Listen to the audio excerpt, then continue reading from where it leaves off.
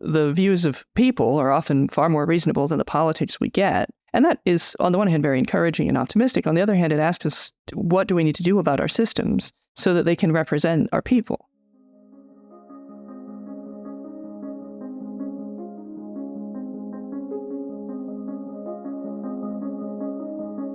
What could go right? I'm Zachary Carabell, the founder of the Progress Network, joined as always by Emma Varvaloucas, the executive director of the Progress Network. And What Could Go Right is our weekly podcast that we've been doing for not quite 3 years and is an adjunct to or combined with our weekly newsletter, which is also called What Could Go Right, which you can get at theprogressnetwork.org, and it is free and interesting and illuminating and weekly and gives you a dose of things that are going on in the world that are pointing in a more positive direction for a collectively constructive future. We're going to talk about something that affects all of our lives intimately that, weirdly enough, we don't actually talk about enough, which is taxes. Taxes in the United States. Why do we pay them? Should we pay them? Do we pay them? What are our attitudes towards them? And we're going to take a deep dive. And I think some of what, at least, we will talk about and some of what our guest has found will surprise many of us who tend to have a particularly negative experience of taxes and taxation. So, Emma, who are we going to talk to this week? Today, we're going to talk to Vanessa Williamson. She's a senior fellow at the Brookings Institution for Governance Studies, as well as the Urban-Brookings Tax Policy Center, where she studies taxation, redistribution, and political participation. So, as Zachary said, we're going to talk to her about taxes today. She wrote a book about this back in 2017 called Read My Lips: Why Americans Are Proud to Pay Taxes. She's the author of other books, but we're primarily going to talk about one of the two things that are certain in life. That's taxes. Not going to talk about death, so we're not that negative. Different episode. We'll do another episode. Yeah. Another episode. Yeah. All right, let's do it. All right. Vanessa Williamson, a pleasure to have you with us today. You've done some really cool work over the past years about Americans and taxes. You've done other work too, which we can certainly touch on. But given that there is such a popular cultural perception of UGH taxes, or what can I do, for the wealthy, like what can I do to pay less taxes or avoid taxes or hide my money from taxes? And certainly in an election year where the kind of common understanding of the two parties, in part, I think remains relatively unchanged over the past 40 years, right? Democrats want higher taxes and more government, and Republicans want lower taxes and less government. That's just the popular trope. I'm not actually commenting on whether that's a fair one or not. But you wrote and have done a lot of work actually looking at the way most people think about actually paying taxes versus this trope. And you've come up with a rather different set of observations. So why don't you tell us a little bit about what those are? Americans are actually remarkably proud to pay taxes. And this is a finding that's really consistent over a very long period, 40 years of survey data. And it doesn't really matter how you ask the question. If you ask people, for example, do they think that it is every American's civic duty to pay their fair share of taxes? You get a level of agreement that is almost unheard of. It's 90+%, sometimes as high as 95. I looked into survey data to try and find other questions where you get 95% of Americans agreeing, and you have to ask them things like, is Elvis alive? Or did we land on the moon? So this is really a very, very high level of agreement that taxation is an important civic duty. It's something that people even describe it as patriotic. When citizens are speaking to government officials, they often describe themselves as taxpayers, right? Which is sort of a funny thing to take pride in. It's sort of like saying, I didn't break any laws, right? It's mandatory to pay taxes and everyone does. But it is a really strong sentiment that Americans hold. And you can actually also see it in something called our tax morale, which is a sort of jargony term. But what it means is that compared to people in other countries, Americans are better about paying their taxes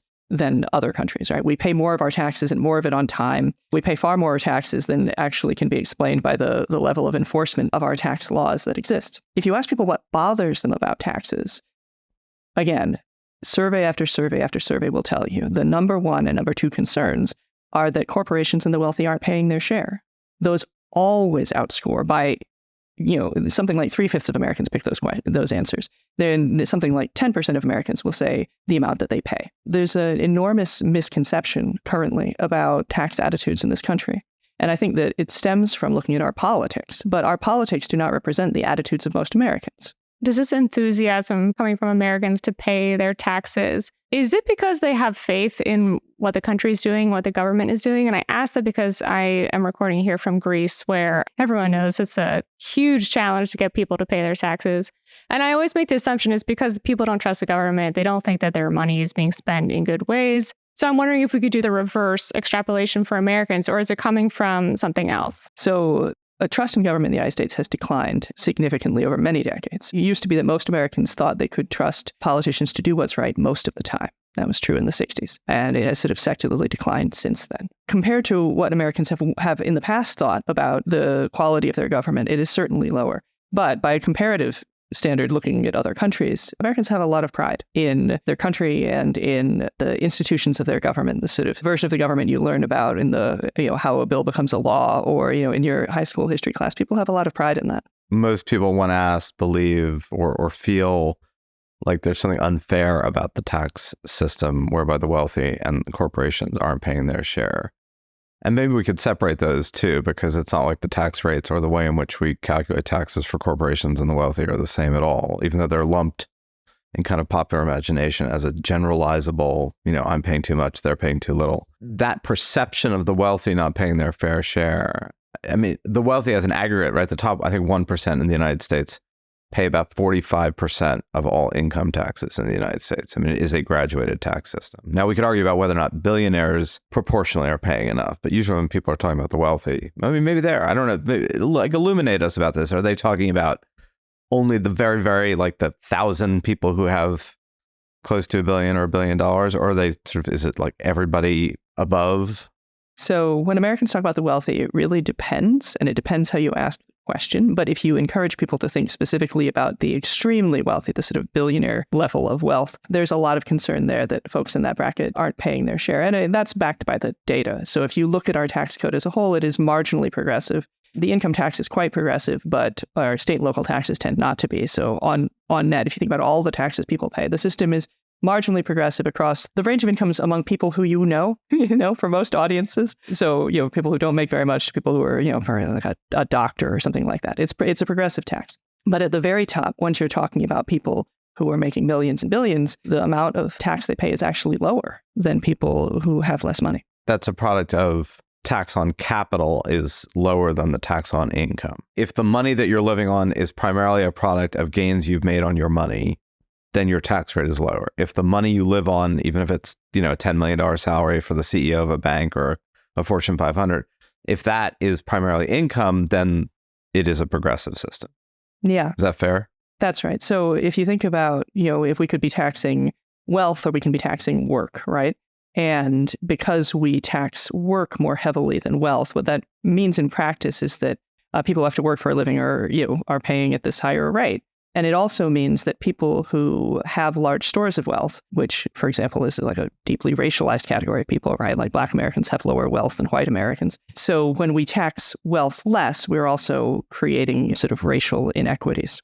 I think the common narrative on the left when this topic gets brought up is like Republicans, goddamn Republicans, Is that true? I mean, is that like the history? Like it really is just the Republicans became anti-tax, period. Was that always the case? When did that happen? I'd love to hear a little bit about that development. We have an income tax that is a mass tax, that is to say that most people pay an income tax thanks to World War II, right? This is how Roosevelt decided to raise the kind of money we needed to fight the Nazis. And so we've had a progressive income tax ever since. Before that, there was an income tax, but it was only paid by very rich people. What's interesting is that between the 40s and the 60s, taxes were actually not a particularly controversial subject between the parties. If you look back at old party platforms, Republicans and Democrats alike, they have a couple of sentences about taxes, but it wasn't seen as a major dividing line between the parties. It was a kind of technical issue. People really respected people who had like expertise in how we would handle this very technical, not terribly political issue. And that changes, right? That changes in the 1970s and 80s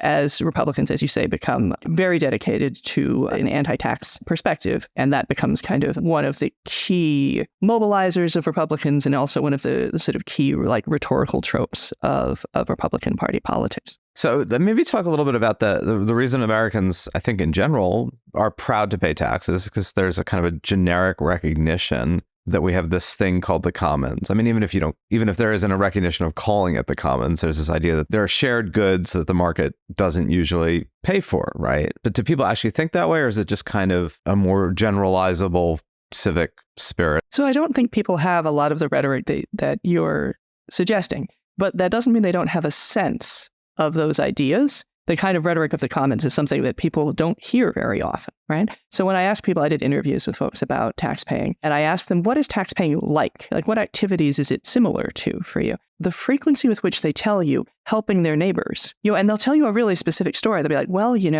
my neighbors across the street, they're getting older, so I shovel the snow out of their driveway for them. I help my neighbor get her groceries up the stairs. And so they tell a story that's about care and community, and often a very, very personal story about care and community, which was interesting for me because sometimes when you talk to people about political issues, you hear a party line or you hear, an advocate's language coming out of a person's mouth, right? And that's, evidence that the advocate or the party is doing a great job reaching the public, right? But on this question, they didn't have an answer in their pocket and they had to think it over as a rule. And, and I thought the sentiments that people brought to bear were really heartwarming, frankly, that they would see this thing that is, this annoying process and inconvenient and so much negative rhetoric about it in politics. But when you ask them what it's like, what they come up with, is something that really is evidence of your contribution, that you're doing your part. And I think that's lovely, frankly. That's so interesting, given how politicized where your tax money goes has become, right? If you talk to people about benefits or welfare or something like that, it's an intensely toxic discussion. I mean, what explains that? So I think to some extent, and I'm sure you've talked about this many times on your show, we're living in a very long backlash to the civil rights movement. Welfare has never been popular in the United States. Welfare for poor people has never been popular. You go back to the 20s and 30s, concerns about single mothers are absolutely present there too.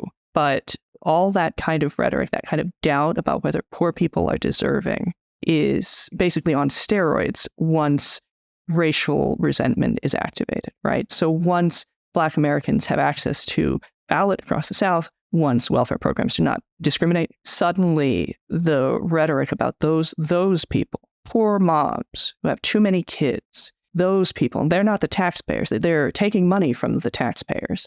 That rhetoric resonates in a whole new way with a lot of Americans. And everyone knows, Reagan's welfare queen is sort of the classic example of a sort of, he would change the story, the details of the story from speech to speech, but this woman who was defrauding the welfare system he talked about.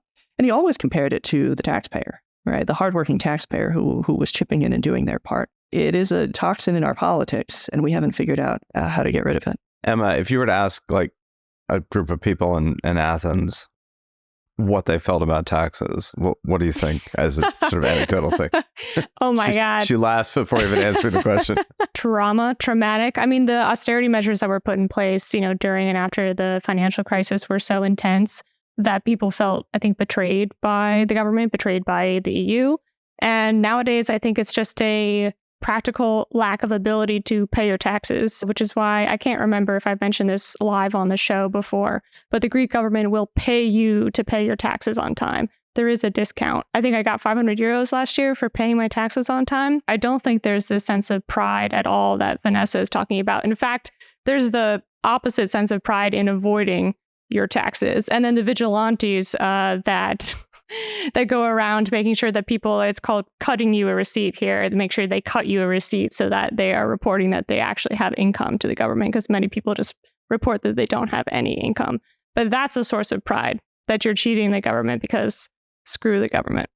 Yeah, I mean, it is fascinating because obviously, we live in the reality we live in. So if you are a citizen of the United States, if you're one of the 340 million or so people, and you're focused largely as human beings do on your own country and your own politics and your own world, you lose sight of what you're talking about, Vanessa, which is how somewhat unusual it is to have this level of compliance and this amount of money collected without primarily the threat of punitive action. I mean, it's there, right? I mean, people certainly pay their taxes in part because they are aware that there will be negative consequences if they don't, even if the enforcement capacities of the Internal Revenue Service are, underfunded and you could potentially get away with it for a long time. I do think that the threat of that has an effect. It's not purely like we're all just lining up Hosanna, Hosanna, voluntarily doing it. But, the point remains, if a lot of people just suddenly decided kind of all agrees we're not going to do it. It'd be very hard. It would take a long time to catch up with everyone not paying. I have to say, look, I do think there is a less binary or ideological perspective of, I grew up with very little money. I live in New York City. I now have a lot of money. I pay very high taxes, and I pay them quite, I guess, in line with what you're saying, quite willingly. Like, I think it's the right thing to do. I think we do live in a commons. I think there are things manifestly that the market does not take care of. I do object to,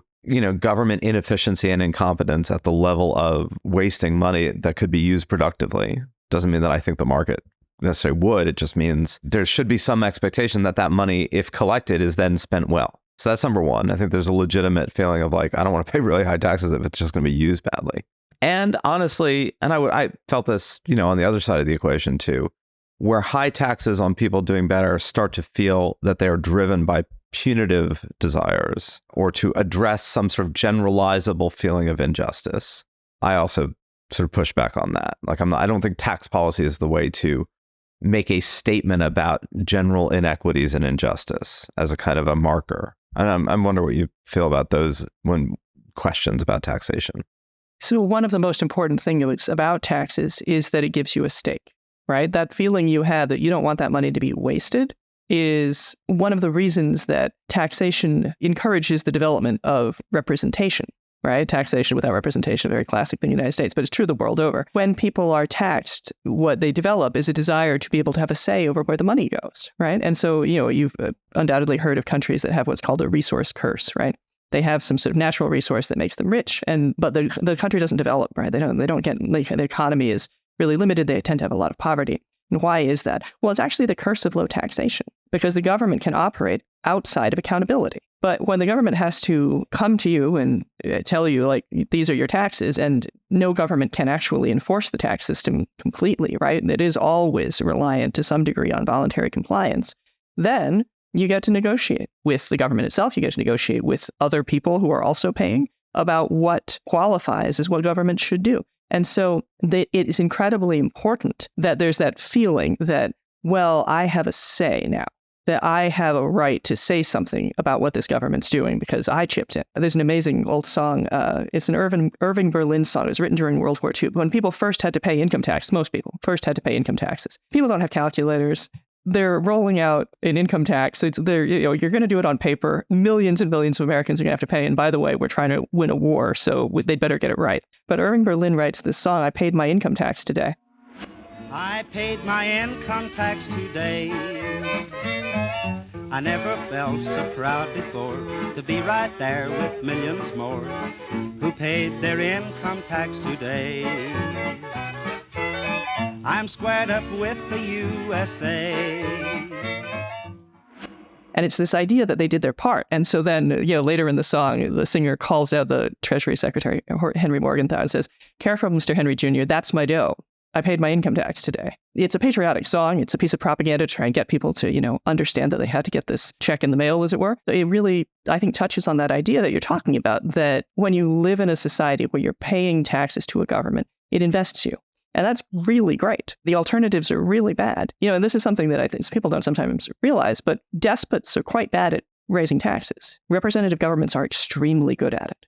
There is a strong correlation between the quality of your democracy and the amount of money you can raise. And you can think about that in the European example, right? Like, where are the countries where you raise just phenomenal sums to run enormous welfare states?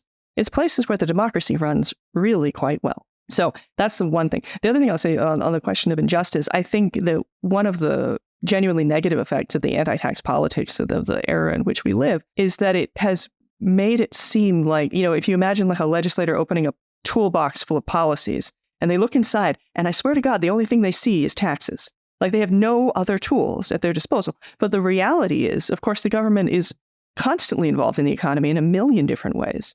And so I think taxes became this lightning rod. Republicans are going to cut taxes and Democrats are going to cut taxes, but raise taxes maybe at the very top. When in fact, regulatory power of the state, like things like the post office, there are so many ways that the government is actually involved in the economy. And we get over-focused on taxation, even though it's my personal issue that I love to talk about. Like, I think maybe other people should talk about something else.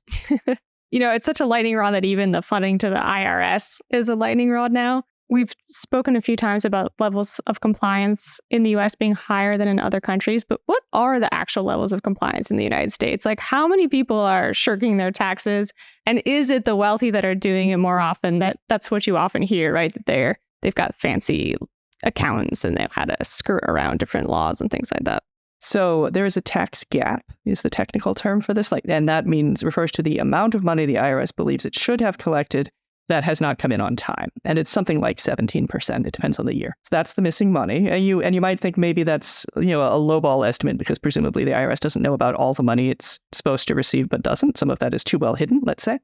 It is absolutely wealthier Americans who are responsible for that. And, in large part, that's because people with a regular job, salary job like me, for example, my taxes are withheld largely, right? So there's not as much wiggle room, and it's also simpler for lower income people with wages and salaries to pay the bill on time. Speaking more generally about why people are doing their part, I think it's actually the enforcement is really critical, right? And so the most interesting thing, so the IRS does two things, right? It enforces, yes, but it also does what comes down to customer service.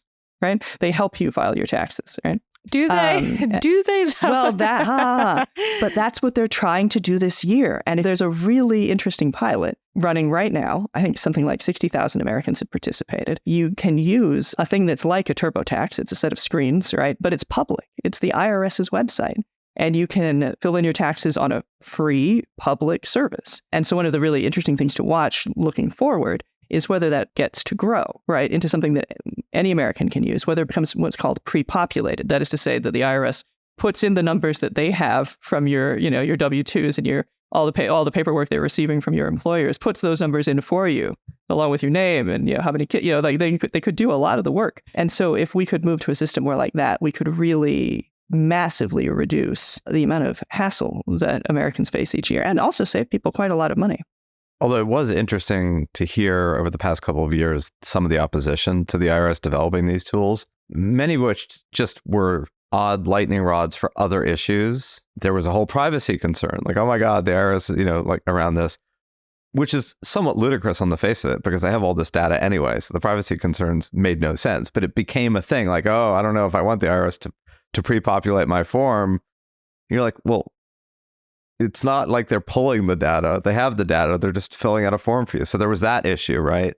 Then there was the creeping socialism argument, like somehow it was going to be Big Brother doing it for you rather than, I suppose, paying TurboTax or QuickBooks or E.F. Hutton to do it for you. Another one that made very little sense. But it touched on all these other kind of emotional issues that people have with government, and then that they were going to be incorrect, right? They were going to take more money than should be taken, without also recognizing that you do actually get to correct the form. It's not like they just send you the form, which in a lot of European countries, they just, they take the money, right? You have to then appeal for, excuse me, you took too much, and it takes however long to get it back. I don't know. I just thought it was kind of a fascinating set of objections to this program. And it's been ready to launch, right, for years. And it kept getting one objection after another to it. Do we have any sense how it's going? Or is it still too soon to tell?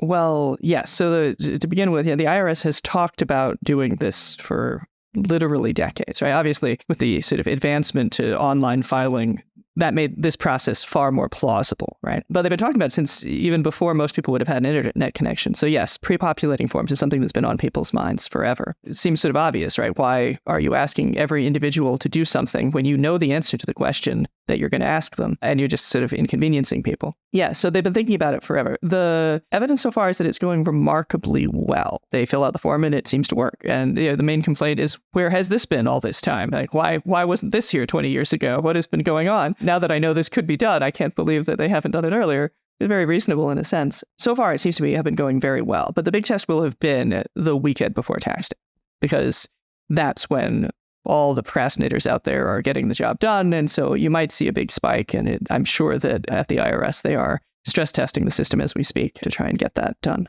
It is definitely true that starting under Obama and continuing under Trump, the corporate tax rates were lowered. So there has been this effort to kind of create a global minimum, basically prevent companies from easily shopping for where they're going to pay taxes. I mean, this doesn't do any good if you're a hardware store operator on the corner. It's really a multinational issue. That is something that I feel gets missed in the debate. U.S. corporate tax policy is not globally in isolation, right?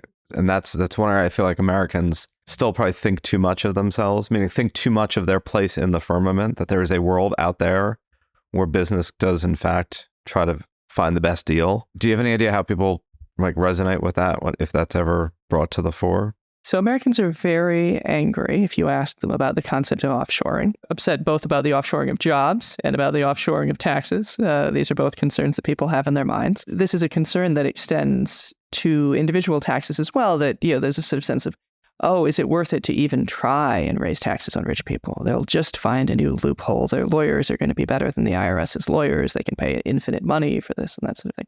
So I think there is real concern that on some level, it's just too hard. The investment in enforcement will pay off 6-1 is the conservative estimate of how much money you get back from raising enforcement rates on wealthy individuals, both because there's a lot of money there and because the deterrence factor is very serious.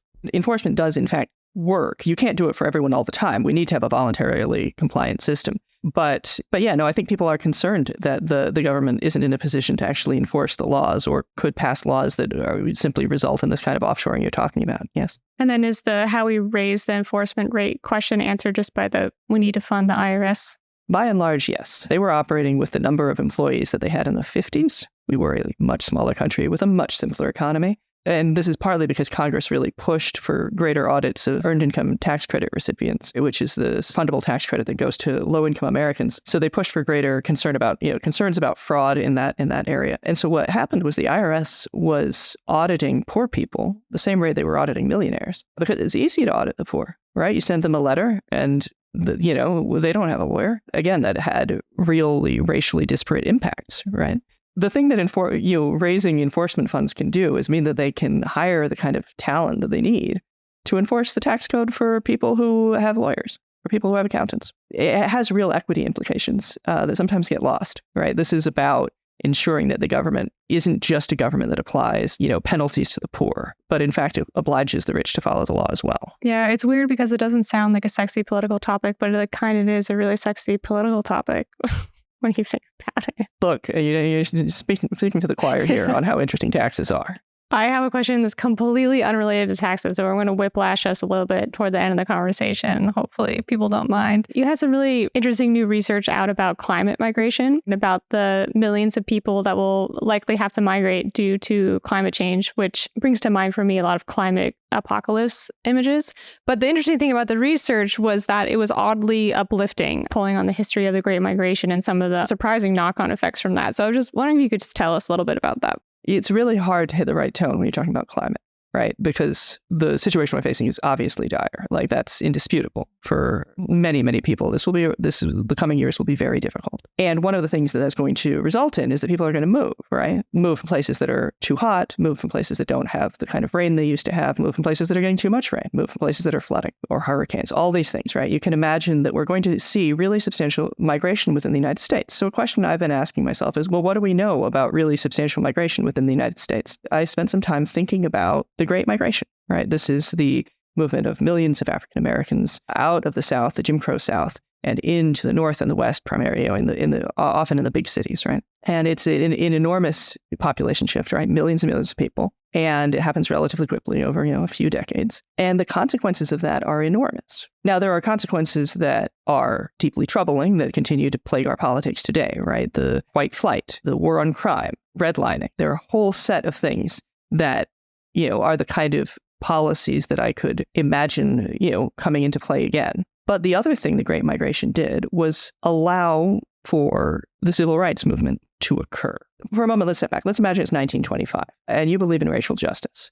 It is not a good time, right? The second Klan is peaking. The Republican Party, the party of Lincoln, the party of freed people, doesn't exist in the American South. Those are one-party autocracies. The Democratic Party, people who are progressive on the economy, like Woodrow Wilson, believed in progressive income tax, for example, were often profoundly racist, right? Wilson famously screened Birth of a Nation, right? The movie celebrating the origins of the Klan at the White House. So things look pretty dire. And if you're going to ask, if you said, if you imagine political observer in 1925, what's the president's party for the next president that signs civil rights legislation? Well, I think people would say, well, I don't think that's going to happen. But if I had to guess, I suppose the Republican Party, still the party of Lincoln, perhaps they'll do it. And you're like, no, it's not the Republicans. And I genuinely think that a pundit, a jazz age pundit, as it were, would think for a moment and say, well, I guess the communists are going to win because the Communist Party opposed racial segregation, right?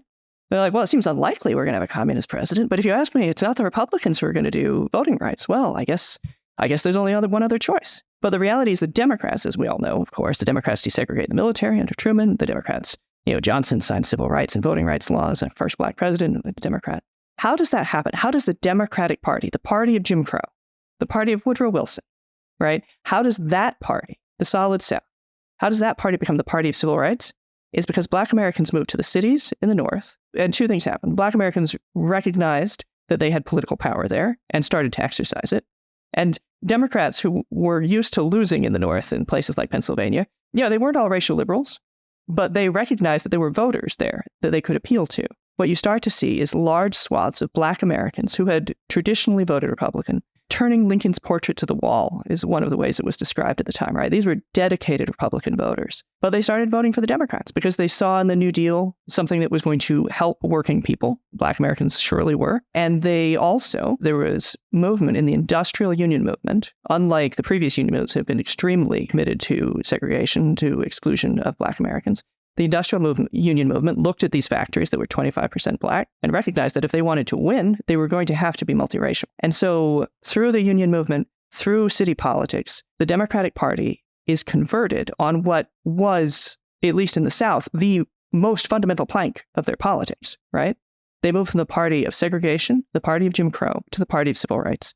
And to me, if you're thinking to yourself, we're looking down the barrel with climate change, right? And there's no way to pretend that's not what's happening. And you're thinking about these mass migrations and you start to have apocalyptic thoughts, which I think we all do.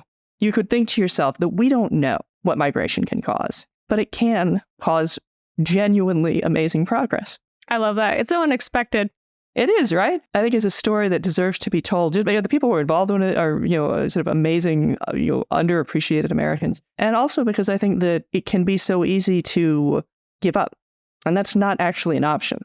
It also reminds me as we wrap up, and that's a great note to wrap up on, that forecasting the future of any of these parties is also really, really difficult. I have a 21-year-old son who's trying to kind of figure out, there's aspects of both parties that are deeply unappealing, as I think that's true for most Americans, right? And thinking like you have to make this choice, and without the awareness of 20 years from now, we have no idea what the political alignment's going to look like for either the Democrats or the Republicans. Kind of a la what you just said. I mean, if you had sort of asked what was in the 1930s, what the future of these two parties were, you wouldn't necessarily have come out where you were in the 1960s, or let alone what you said from, the Wilsonian time. So things change. They change demographically, they change geographically, they change culturally, and often for the better, sometimes for the worse, of course.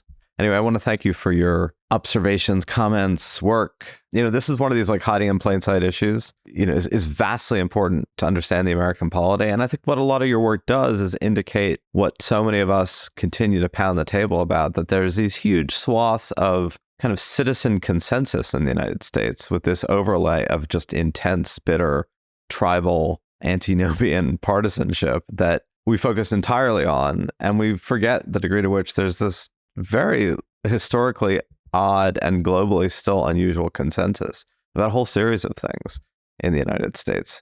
But if all you did was pay attention to the rhetoric and the noise of an election year, you would have absolutely no sense of that, right? And your work points very powerfully to, there's a lot, I guess, for lack of a better cliche, there's a lot that unites us, and maybe more that unites us than divides us. So thank you. The views of people are often far more reasonable than the politics we get. And that is, on the one hand, very encouraging and optimistic. On the other hand, it asks us, what do we need to do about our systems so that they can represent our people? Right. Maybe we'll have you back for that conversation. But in the interim, thank you for this one. Thanks, Vanessa. Thank you. So, Emma, I do find a lot of Vanessa's work heartening in its way. I mean, I do share that feeling of I've yet to get to a point where I resent paying taxes. I do occasionally, as I said, don't like either the feeling that those taxes are being done as a political or a moral statement rather than how do we improve our commons. But there is this kind of odd, and I think you moving to a society where that's completely, well, it's not, maybe not completely alien, largely alien as an idea, as it is in many countries, is something we lose sight of a lot in the United States. Well, it's interesting what she was talking about. I mean, I wouldn't call Greece resource cursed, but there is this kind of curse, I guess, or trap that government falls into, which is that people don't want to pay taxes because they don't see that their government is doing well for them, a la, Scandinavia. But then the government can't do well for them either if they don't collect any taxes. So that's the trap that Greece has been in. I think they're kind of climbing out of it now. But it's hard. It's hard to escape that vicious circle, and it can work the other way. It can be a positive feedback loop. But how you go from vicious cycle, not circle, vicious cycle to positive feedback loop, I don't know. What's that path? Someone did this study, I guess, around the time we were talking about when there was there going to be a Grexit? Was Greece going to crash out of the European Union? I'm going to get the numbers wrong, but directionally they're right. There was something like 30 people in Athens who declared that they had a swimming pool because there was some property tax that came with swimming pool. And then there was some aerial shots saying there's like 8,000 pools, and it was just a perfect iteration of, whatever people were doing in terms of what they were declaring versus what reality was at a huge disconnect. And that was part of the problem, right? Oh, that's not the least of it. I mean, at least those are individuals. I mean, you have businesses here, like you'll go to a taverna, right? Lots of businesses were declaring that they had zero income, and yet you could go and have a lunch and you paid them for your meal, but they were reporting zero income for years, So it's gotten better. It's gotten better. And sometimes I feel like I'm too negative about Greece on this podcast. So maybe we should have a positive Greece episode. No, but I mean, I think that attitude, Greece is better than, there are numerous sub-Saharan African countries. There are, until recently, some Asian countries, not the East Asian ones, which just can't collect taxes. They don't even have a tax collection functional group to collect taxes. And, that's, as you just said, it's the catch-22 of, if you want more state capacity, you have to pay for it. Well, how do you pay for it? You have to collect taxes. Well, how do you collect taxes if you can't collect taxes? And that, right. And then you look for foreign aid or you look for other stuff. So, I think we forget just how, not just affluent the United States is, but in that sense, how affluent our government agencies are. Mm-hmm. And particularly, I think the left misses that in the United States, because the left always feels that everything is starved for money. But relative to almost everywhere in the world, other than Scandinavian countries, we're not really starved for money. Even these agencies are astonishingly well-funded relative to correlates around the globe. Maybe not relative to what they should be or how they should be. And that, too, I think is obscured in our political debates. Even low-tax Americans are still, it's a very well-funded public sector in the United States, no matter what part of the political spectrum you're on. Yeah, I think this is just so hard to go and look at the budget. Why is there no main page that's like, okay, the budget for the National Institute of Health is this many billions, The whole system is so Byzantine that I think a lot of people don't even know exactly how the National Institute of Health relates to the CDC and this, that, and the other thing. But if there is some common page that's like, here's the whole budget breakdown, at least on a high level thing, that would help, in my opinion. So, well, that exists. It's just no one knows where to go to find it. Where? I don't know, go into Google and type in, breakdown of the federal budget. I'm sure it's there under the tax policy or whatever else. Look, infographic, federal budget. Does it have, how much of a breakdown does it have? Medicaid, Medicare, non-defense, defense. Yeah, but that's other. Super high level. A slightly. Other. Yeah, other. Okay. All right. We're proving my point with this quick Google search, I think. Other is $520 billion. And it was a third party that put the infographic together, right? It wasn't like that was the government. I'm sure. Well, no, that was a Congressional Budget Office. Oh, that was. Okay. Well, the other categories are really helpful. Tax Policy Center. How does it, that's like discretionary mandatory. You're right. There's not a great one agency by agency. You have to really want to find it. Yeah. You need to put in some work. You have to put in some work. It's absolutely true. Okay. News of the week. All right. So I am here with the good news of the week. Unfortunately, Zachary is not going to be with us for this section, but he is going to be back next week. So let's start with some interesting statistics about England and Wales, where 78% of people think that crime has gone up in the last few years. But in a similar story to the US, where a lot of people think crime has gone up and actually crime has gone down, despite a little bit of a up and down situation during the pandemic. This article in The Conversation, which is really interesting, says that violence, burglary, and car crime have been declining for the last 30 years, close to 90%. So it's virtually disappeared, the rise that they had during the late 90s, like many other countries. This drop in violence also includes domestic violence, other violence against women. Antisocial behavior has also declined. And the article talks about how now most of the crime that's going on in England and Wales is actually fraud and computer misuse. Essentially, like better security measures in cars and malls, just kind of across society, has made people less interested in doing crimes, and they just kind of moved to cyber crimes. But still, crime overall is down. So good for England and Wales. Hopefully, public perception catches up with the stats there, because that is a wild, wild decline. So let's move on to Japan. We had this story featured in the newsletter recently, kind of as entertainment value. A story in late April circulated around the internet about the Yakuza, which is Japan's kind of mafia.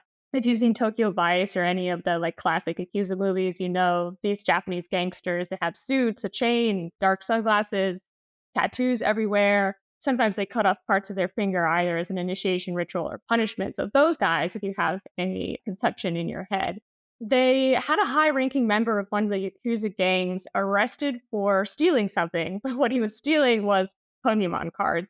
So this article kind of, made the rounds around the internet that the Yakuza have been demoted. They have fallen to such an extent that they have now been reduced to stealing Pokemon cards. But behind the kind of funny entertainment value of, one commenter posted, oh, and instead of catching them all, he got caught.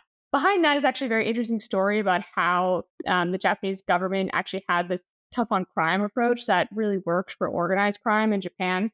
Instead of making it illegal to be part of the Yakuza, they essentially made participating in modern life for Yakuza members so difficult that people just stopped wanting to join the Yakuza. Before, they were stealing Pokemon cards and doing things like illegal sea cucumber fishing, which they're doing nowadays. The Yakuza are highly involved in drug trafficking, sex trafficking, real estate scams, all kinds of illegitimate and legitimate seedy business. And the Japanese government had, really gotten tired of this. So in the 90s, they passed a series of laws that were anti-gang laws. But the more interesting ones were a series of ordinances called the social exclusion ordinances, I believe. They couldn't buy a car, they couldn't rent a house or an apartment, they couldn't have a cell phone because they disallowed the cell phone companies from signing contracts with any Yakuza member. They couldn't apply for a credit card, they couldn't open a bank account. And they also instituted fines and other violations for interacting with a Yakuza member, either as a private citizen or as a company. So they essentially irritated the Yakuza out of existence because people didn't want to join up anymore. Back in the early millennium, the Yakuza numbered at 90,000. It's now under 25,000, and the average age of the Yakuza is a bit over 50, so they're essentially going to age and die out. Very interesting phenomenon. Haven't heard of that approach being used anywhere else in the world. Probably will come a day pretty soon that the Yakuza are not a thing anymore, so we'll only be seeing them in the movies and TV.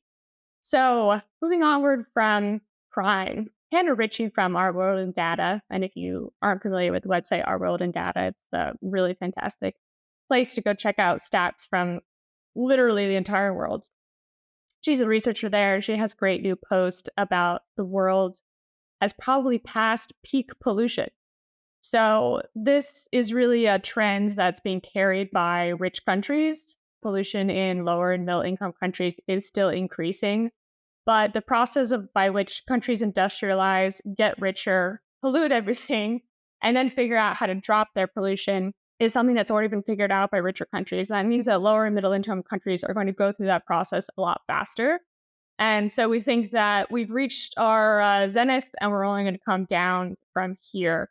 So this might, like I said before, it might be a different story regionally, but we're moving into a world where we've figured out how to deal with pollution. It means a lot of lives are going to be saved. A lot of people actually die every year because of pollution. So this is a good trend. So last but not least, we are going to move to Brazil, where deforestation in the Amazon has hit a 5-year low. Conservation efforts essentially began in the 80s and 90s when President Lula, who's the president now, he was also the president back around 2010. Deforestation was at an all-time low from when it began anyway. Obviously, before it began, it was lower then. But it was at an all-time low. But Lula was left office, and Jair Bolsonaro, the very same, came in. And around 2014, deforestation in the Amazon skyrocketed. So Lula came back into office in January 2023, and since then there's been a pretty precipitous decline. So we're at a point right now that the rise that occurred between 2014 and 2023, so during the tenure of Bolsonaro, he's reversed half of the deforestation increase that occurred during those years. So still not quite at the all-time low that was happening, between 2010, 2014, but they are moving there extremely quickly. In fact, I'm not even sure how they are moving this quickly. It's a bit of a contentious issue in Brazil because, of course, a lot of people rely on the Amazon, and particularly clearing the Amazon, to do various different economic activities. Hopefully, Lula is also doing a good job making sure that those people are being taken care of. There's space for them in the economy that doesn't involve clearing and logging the Amazon. But overall, for the world, the Amazon used to be the largest carbon sink in the world. It is no longer because of all the deforestation that has taken place. Would love to see it become the world's largest carbon sink again. This is just one piece in the very, very big puzzle of climate change. So good to see it moving in the right direction. I hope that you enjoyed a little good news tour, and we will see you next week. Thank you so much for listening. As always, thank you to Zachary, even though he's not here. And thank you so much to everyone for spending your time with us. If you have any thoughts, concerns, things you would love for us to talk about, things that you would love for us to stop talking about, you can email us at hello@theprogressnetwork.org. And of course, feel free to sign up for our newsletter at theprogressnetwork.org. All right. Thank you so much.